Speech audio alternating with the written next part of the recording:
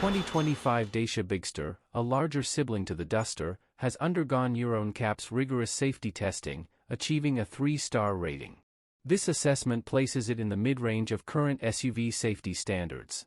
Adult occupant protection, 69%. In frontal offset tests, the Bigster's passenger compartment remained stable.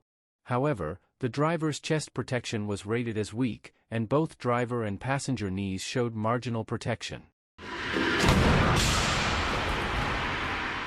Side impact tests demonstrated good protection for all critical body regions. The vehicle scored 27.7 out of 40 points in this category. Child occupant protection, 85%. The Bigster performed well in child safety evaluations, scoring 42 out of 49 points. The rear seats provided good protection, and the vehicle is equipped with ISOFIX anchorages for child seats. Vulnerable road user protection, 60%. Pedestrian protection was adequate, with the vehicle's front end offering acceptable protection to the head and legs of pedestrians. However, the protection of the pelvis area was rated as weak. Safety assist features, 57%.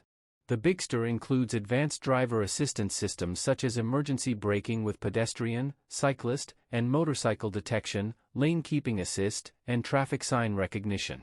However, it lacks occupant detection for rear seats, a feature that could enhance safety by alerting the driver if rear passengers are unbelted.